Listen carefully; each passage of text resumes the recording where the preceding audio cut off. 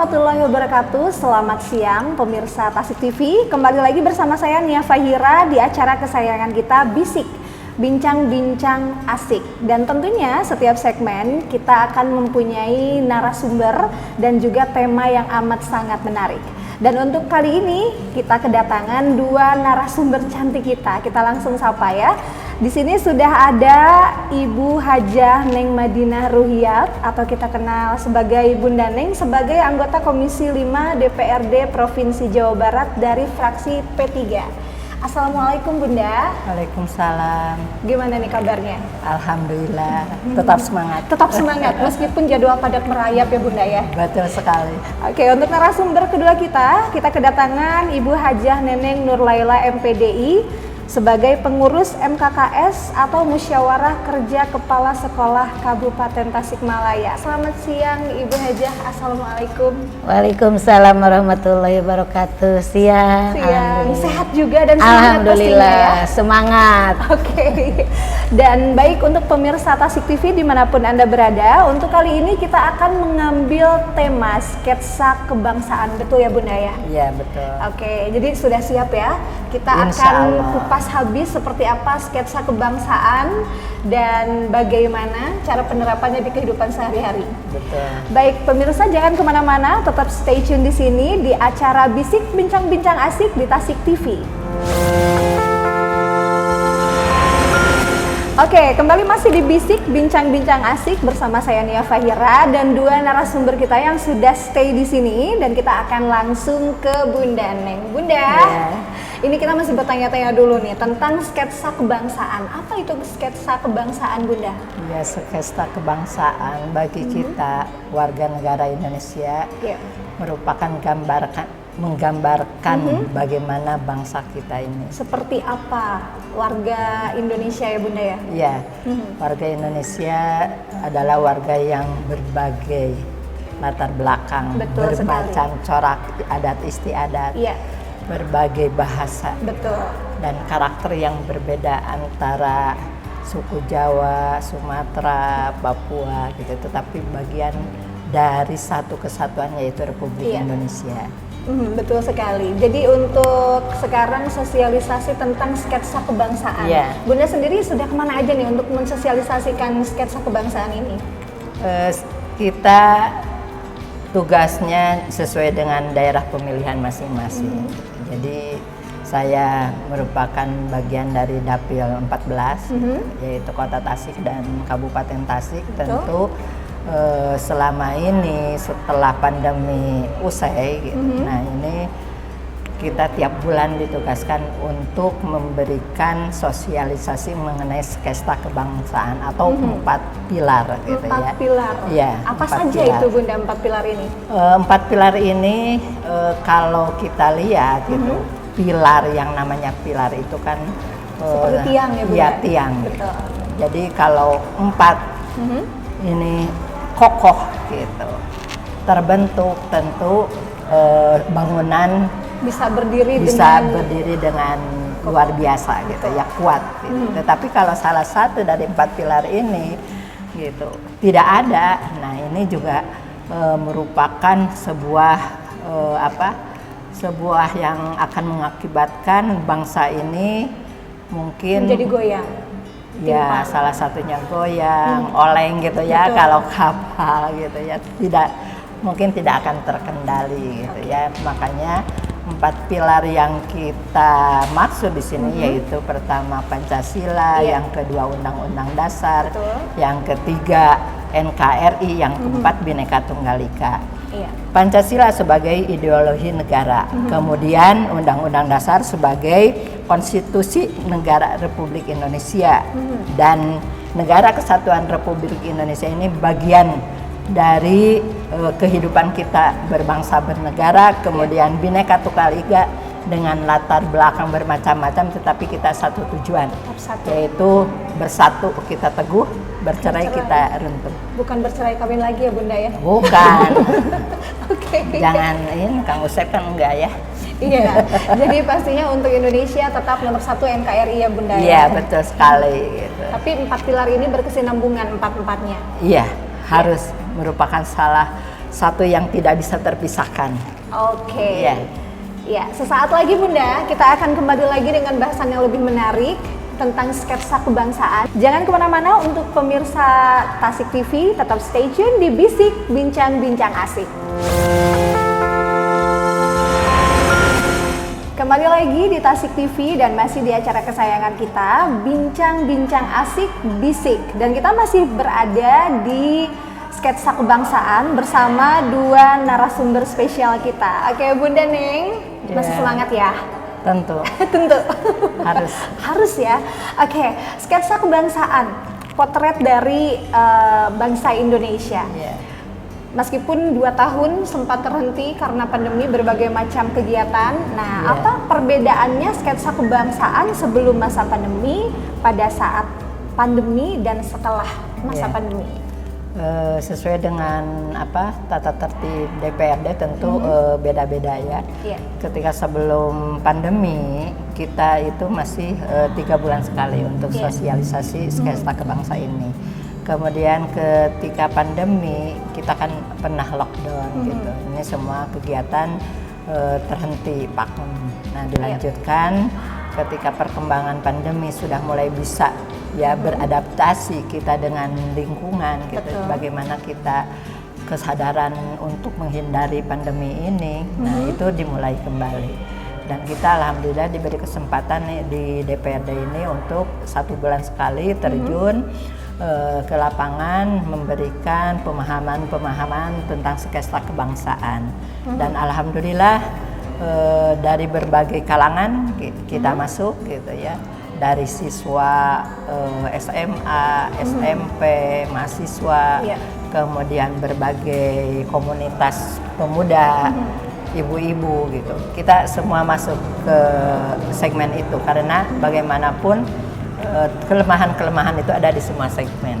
Pemahaman-pemahaman tentang Pancasila belum terhayati, belum dipahami secara gamblang oleh sebagian masyarakat. Nah ini kita masuk ke situ dan alhamdulillah setelah pemahaman-pemahaman ini gitu yang tadinya mungkin Pancasila itu untuk apalah gitu ya, bukan Quran hadis lah gitu, bukan Bible, bukan apa gitu, kok harus menjadi harus hafal gitu, gitu. Harus menjadi landasan kita untuk berkehidupan di Republik Indonesia ini. Nah setelah ada pemahaman-pemahaman bersosialisasi mereka alhamdulillah gitu untuk mengenai Pancasila ini secara mereka menerima dengan baik gitu. Dan memang tujuannya juga tiada lain hanya kita ingin bersatu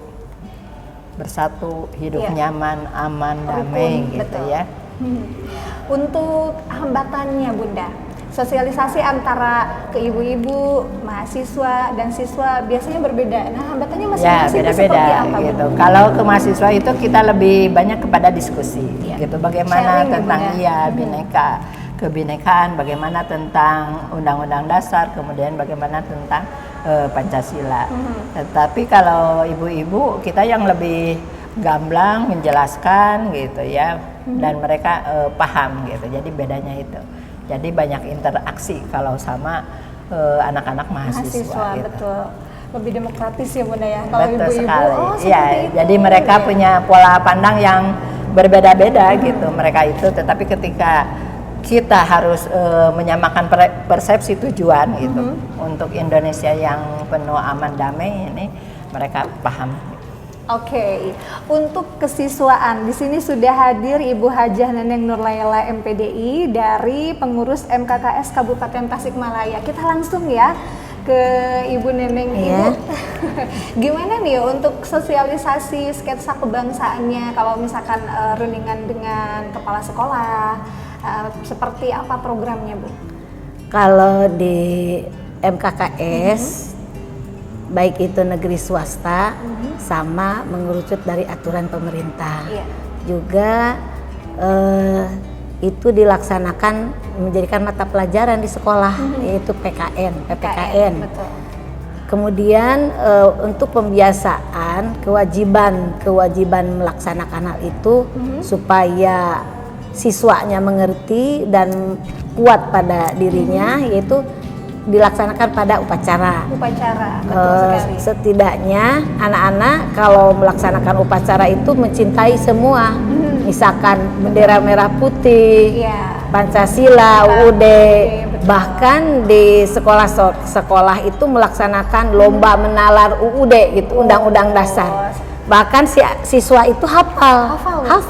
Itu Dan sampai ada hadiahnya. pasal-pasalnya apa Iya, ada hafal. sebutan? Semuanya? Hafal, iya, hafal. Keren ya. Kemudian mereka kan kalau sudah hafal jadi tahu, oh ini Undang-Undang Dasar gitu. Iya. Alhamdulillah. Jadi tidak hanya Pancasila yang di luar Iya, kepala ya. iya. Undang-undang Dasar. sama. Terutama di pramuka itu wajib Iya. bisa, wajib tahu. Iya. Selain itu tambahan yang lain ya, Dasadharma. Iya, terus juga Dasadharma, Trisatria Dasadharma, sekali. kemudian pembiasaan di eskul pun juga sama. Gitu. sama ya. Iya. Meskipun ekskul berbeda tapi tetap juga mereka ini pada akur, damai. Iya, gitu damai. ya. Alhamdulillah dengan adanya seperti itu, kenakalan yang namanya kenakalan siswa yang pada saat itu lagi ininya, tetapi mereka itu bisa ini ngatur emosi, Iya. menghormati gitu. Jadi tidak ada terjadinya kenakalan gitu. Oke. Karena selalu tahu Undang-Undang Dasar, selalu tahu Pancasila, Tahu isi pembatasannya, mana yang pembatasannya. baiknya, betul Iya. sekali. Alhamdulillah. Oke Bu, untuk sosialisasi sketsa kebangsaan sendiri itu disarankan pada saat usia berapa nih, di tingkat pendidikan yang mana? Kalau menurut saya hal itu di usia dini juga pun sudah. Misalkan kalau untuk anak-anak dikenalkan bentuk burung Garuda, walaupun secara gambar gitu. Ada burungnya, ada bingkainya, ada apa, jadi lambang-lambangnya itu dikenalkan, maknanya itu sudah di anak-anak usia dini. Bahkan di anak-anak tingkatan dasar itu udah lebih tinggi lagi. Usia dini pun juga sudah tahu gitu. Sudah tahu hal itu. Walaupun tidak seperti tingkatan SMA, harus banyak panjang dibacakan, tetapi dikenalkan dengan gambar. Jadi sesuai dengan usianya. Usia, iya. Jadi pas PAUD diperkenalkan dengan gambar-gambar. Gambar-gambar. Mereka lama-lama nanti difahami Iya. dan nanti diterapkan juga ya Iya. di kehidupan sehari-hari. Iya. Karena mereka kan suka bertanya ini apa, gitu. Kemudian gurunya menjelaskan. Iya, betul. Walaupun gurunya yang banyak bicara, anak mendengar gitu. Betul. Kebetulan kan Teh Neneng ini salah satu pengurus HIMPAUD Info di Kabupaten Tasikmalaya. Itu biasanya yang paling susah kalau anak kecil dikasih tahu apa nih? Pas part yang sketsa kebangsaan ini. Pengen diambil, kadang dirobek, kemudian nanti dijelaskan oleh ibu guru, oh ini harus dicintai.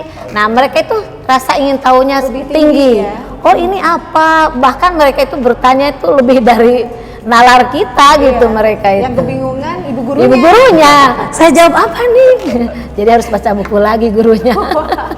Oke, baik pemirsa, jangan kemana-mana. Kita akan kembali sesaat lagi. Tetap stay tune di Bisik Bincang-Bincang Asik. Terima kasih pemirsa, masih tetap stay tune di Bisik Bincang-Bincang Asik dan masih bersama Bunda Neng dan juga Ibu Hajah Neneng Nurlaila ya.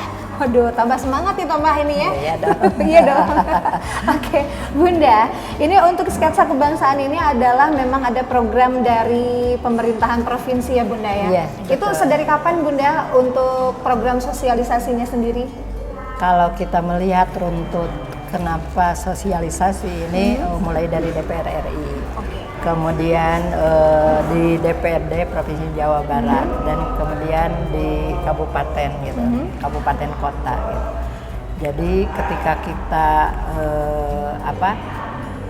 untuk adanya kerja tugas untuk mensosialisasi sketsa kebangsaan ini, ya ada lain untuk bagaimana supaya tetap kondusif gitu negara Republik Indonesia ini, terutama di Jawa Barat gitu. Iya. Sudah berapa lama Bunda untuk sosialisasi sketsa kebangsaan di daerah Provinsi Jawa Barat khususnya? Mulai dari periode 2014-2019, kemudian saya masuk di 2019-2024 gitu ya. Jadi sudah ada Hampir 2 periode ya Iya, Bunda, memang iya. dari dulu ya. Padahal Iya. seperti kita tahu Pancasila itu sudah ada harus di luar kepala. tapi Betul. tetap disosialisasikan. Betul. Iya, jadi untuk lebih menerapkan lagi, lebih memiliki lagi NKRI, Iya. bahwa dijelaskan sketsa kebangsaan itu tidak hanya Pancasila saja, tapi ada yang Betul. lain, 4 pilar tadi Iya. ya Bunda ya. Oke, untuk pemerataan sosialisasinya sudah sejauh mana Bun? Kita kan di Provinsi Jawa Barat ini ya, belum dari Dinas Pendidikan, ke bagaimana ke guru, ke siswa, kemudian juga dari Kemenag sama. Jadi di tiap sektor itu ada gitu Hampir mengenai setiap sektor, iya. Jadi tercatat untuk ada kegiatan-kegiatan untuk sosialisasi gitu. Di DPRD kita dengan 120 orang ya. Anggota gitu yang tersebar di dapilnya masing-masing gitu. Jadi semua insya Allah gitu sekian persen dengan ketua-ketua komunitas, kemudian kita mengambil aktivis juga seperti sekarang ini kita mengambil ketua pengurus anak cabang muslimat di kecamatan di seluruh Kabupaten Tasikmalaya gitu. Dan insya Allah kita berharap dengan adanya para ketua ini dan bisa mensosialisasikan kembali di daerahnya masing-masing. Oke. Jadi dari pusat terus ke provinsi, lantas ke kota kabupaten dan betul. berujung ke desa, RT RW sampai Iya, ke rumah-rumah betul. gitu ya Iya. Bunda ya. Oke, jadi udah hampir 2 periode ya yang lebih fokus Iya, betul. untuk sketsa kebangsaan Iya. ini. Baik, kita ke Ibu Haja Nurlaila. Ibu, ini untuk di Ibu sendiri pemerataannya seperti apa? Ini apakah memang semua dari PAUD, terus SD, SMP, SMA semuanya sudah ini sosialisasikan? Sudah, itu apalagi diinstruksikan oleh dinas terkait. Sekolah itu harus memberikan kekuatan tentang sketsa kebangsaan yang kita tahu itu kepada para siswa, yang didahulukan kepada para guru. Guru pun juga harus, kadang guru kan tidak semua sama. Betul. Tetapi yang pertama adalah guru dulu, kemudian guru menyampaikan kembali kepada para siswa. Bahkan orang tua pun juga sering diajak, kalau misalkan Iya. seperti Wajah Neng Madinah kan sampaikan pula gitu, diajak seperti itu. Alhamdulillah kalau semua pihak itu tahu tentang hal itu, tidak ada halangan untuk mencintai gitu. Iya. Itu instruksinya sendiri sudah dari berapa lama? Sudah dari dulu. Sudah dari dulu. Sudah dari sebenarnya. dulu. Sudah dari dulu. Cuman sekarang Kalau lebih ini fokus. Neng Nia, kalau Pancasila itu zaman Pak Harto itu udah dari tahun 90-an Betul. udah ada. Memang dari awal-awal berdiri negara ini setelah kemerdekaan itu ada di dalam pendidikannya itu ada tentang Pancasila gitu ya, Iya. kewarganegara gitu. Kemudian kalau dulu saya di SMP ada PMP gitu. Kemudian setelah mahasiswa itu setiap mahasiswa baru itu ada penataran kan, Iya. ada penataran P4. Malah saya sudah termasuk sebagai penatar tingkat nasional. Aduh, itu tahun 94 gitu ya. 94 gitu. Kemudian ketika kita berkembang ini Republik ini seolah-olah hanya bagian dari pembelajaran aja gitu. Jadi di kurikulum tidak lagi penataran P4 dan saat ini kembali betapa pentingnya masyarakat memahami tentang Pancasila gitu. Jadi ini kembali gitu. Iya. Semangat untuk mensosialisasikan Pancasila. Oke, Bunda, lebih susah pada saat zaman dulu penataran apa sekarang nih mensosialisasikan sama ibu-ibu ke mahasiswa? Lebih susah dulu apa sekarang nih, Bunda? Karena ada renggang waktu ya, terputusnya waktu ketika pemahaman Pancasila hanya sebagai bagian dari pendidikan dan dapat nilai. Nah, itu bukan dari pengalaman ya, penerapan gitu ya, sehingga kita bisa melihat terjadinya banyak tawuran, kemudian etika bagaimana anak-anak siswa terhadap gurunya, mahasiswa. Nah, ini jadi dengan adanya kelemahan-kelemahan ini, nah itu kelemahan pemahaman terhadap Pancasila ini kemudian dibangkitkan kembali untuk melaksanakan kegiatan bagaimana Pancasila ini harus ini lagi gitu. Oke, Di-upgrade lagi dengan kemasan-kemasan yang lain. Oke, jangan kemana-mana pemirsa Tasik TV, tetap stay tune di acara Bisik Bincang-Bincang Asik. Kembali lagi di Tasik TV di Bincang-Bincang Asik Bisik bersama Bunda Neng dan Ibu Hajah Neneng Nurlayla. Bunda, ini untuk sasaran dan target dari sketsa kebangsaan sendiri itu kan sosialisasi, terus selain itu ada seminar. Nah, untuk targetnya sendiri seperti apa, Bunda? Targetnya karena kita tidak mungkin ke seluruh masyarakat. Jadi untuk saya pribadi gitu ya. Mungkin dengan teman-teman di DPRD beda lagi. Saya mengambil para pimpinannya gitu, baik di tingkat desa, kecamatan maupun komunitas-komunitas, agar mereka juga menyampaikan bahwa betapa Pancasila ini sebagai bagian dari ideologi negara kita ini menjadi bagian yang tidak terpisahkan dari kehidupan kita gitu ya. Jadi semua paham gitu. Paham, semua butuh gitu untuk pegangan agar aman, damai, sejahtera gitu. Yaitu tiada lain kita harus paham dengan Pancasila. Bukan hanya memahami sebagai muslim gitu Al-Quran dan Al-Hadis, tetapi juga sebagai bagian dari warga negara Republik Indonesia juga harus memahami Pancasila. Karena kalau kita berpatokan terhadap Al-Quran dan Al-Hadis, tentu mungkin persepsinya akan berbeda. Walaupun kesempurnaan itu ada di dalam Al-Quran dan Al-Hadis, tetapi dalam persepsi berbangsa gitu ya, selain dari implementasi Al-Quran dan Al-Hadis yang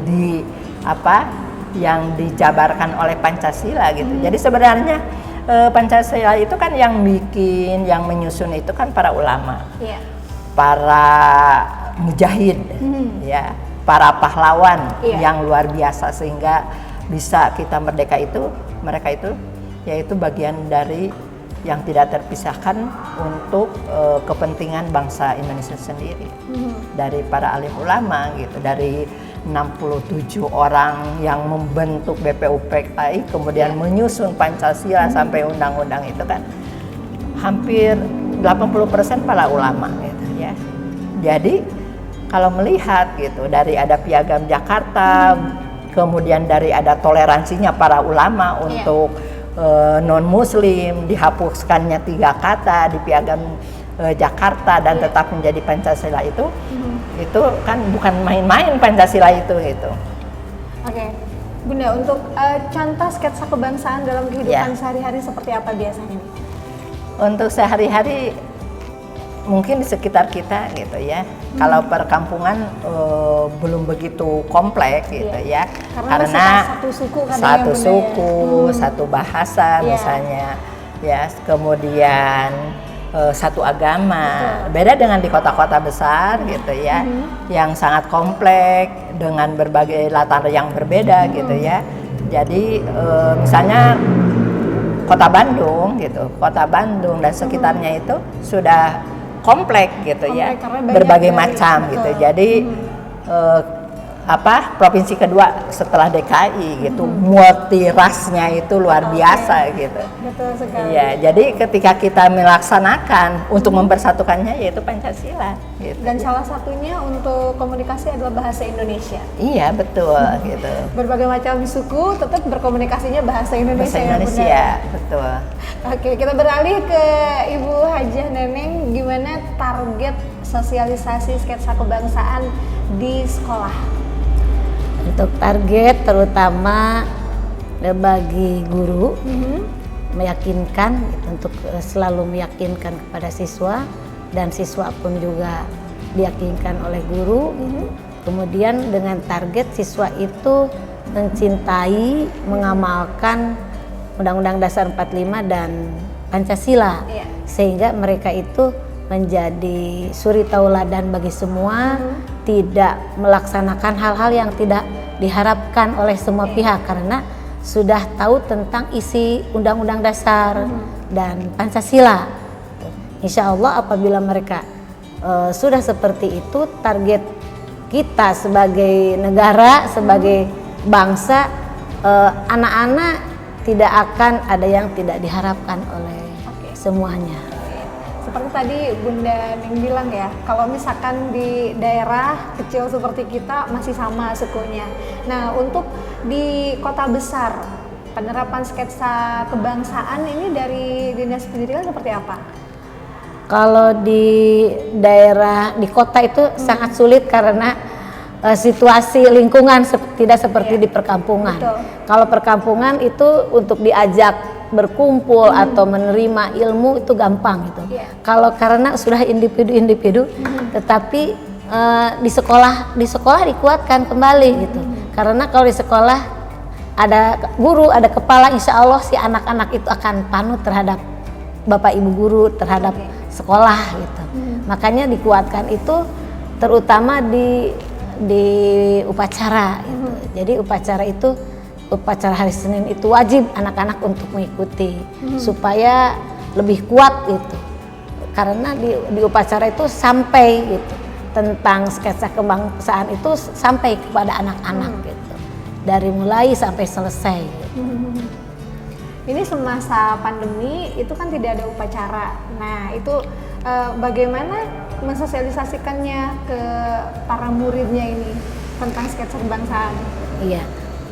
Yang kalau di masa pandemi itu yang dari PPKN, terutama dari PPKN. Kalau yang lain-lainnya itu adalah guru menyapa kepada anak-anak, selain dari bidang-bidang keilmuan lain pun juga dimasukkan gitu supaya mereka itu sering ditanya kehidupannya sehari-hari di hal seperti itu, supaya tidak terjadi apa yang dilakukan anak-anak di saat ini yang tidak semua sama gitu. Betul.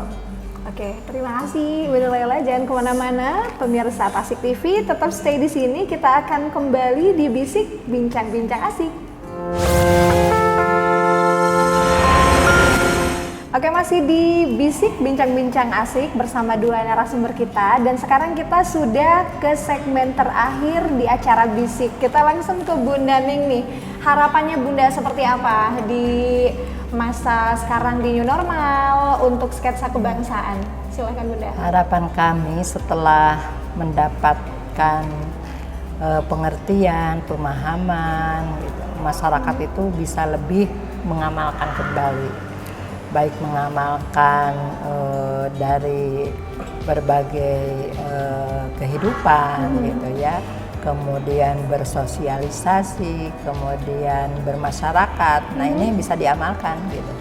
Pancasila itu karena bukan hanya bagian dari ideologi negara, tetapi juga merupakan bagian dari pembelajaran akhlakul karimah. Oke Bunda, kita langsung ke Ibu Hajah Neneng, bagaimana harapannya ke depan nih tentang para siswanya gitu kan, tentang sketsa kebangsaan ini? Setelah mereka menerima materi atau pemahaman-pemahaman dari sketsa kebangsaan, kami sebagai keluarga besar MKKS Kabupaten Tasikmalaya banyak berharap dengan taunya, mengertinya, dan pelaksanaannya sketsa kebangsaan bagi guru dan siswa. Guru dan siswa itu mencintai bangsa ini, memberikan contoh yang baik, juga anak-anak pun juga melaksanakan apa yang diterima di Undang-Undang Dasar, kemudian mereka itu mencintai, menguatkan, kemudian menjadi generasi yang baik di masyarakat, sehingga karena terutama siswa adalah generasi yang bangsa yang generasi penerus bangsa. Apabila generasi penerus bangsanya tidak tahu hal itu, mungkin mau jadi apa nanti bangsa kita gitu. Sehingga sangat berterima kasih adanya hal seperti ini supaya anak-anak kita lebih kuat lagi untuk mencintai tanah airnya sendiri. Oke, baik, terima kasih untuk Ibu Hajah Neng Madinah Ruyat dari anggota Komisi 5 DPRD Provinsi Jawa Barat dari Partai P3. Terima kasih Bunda sudah hadir di sini. Terima kasih Neng Nia. Sehat ya Bunda ya, dan Amin. terus semangat dalam menjalankan tugasnya di Komisi 5. Terima kasih. Oke, untuk Ibu Hajah Neneng Nur Laila dari MPD dari pengurus MKKS Musyawarah Kerja Kepala Sekolah Kabupaten Tasikmalaya, terima kasih sudah hadir. Iya, alhamdulillah sama-sama. Ya, mudah-mudahan apa yang kita sampaikan bisa bermanfaat untuk semuanya, terutama khususnya untuk pemirsa Tasik TV. Oke, terima kasih untuk pemirsa Tasik TV sudah stay tune di sini. Untuk di penghujung ini, mohon maaf kalau misalkan ada salah kata. Saya Nia Fahira undur pamit. Selamat sore dan sampai jumpa kembali.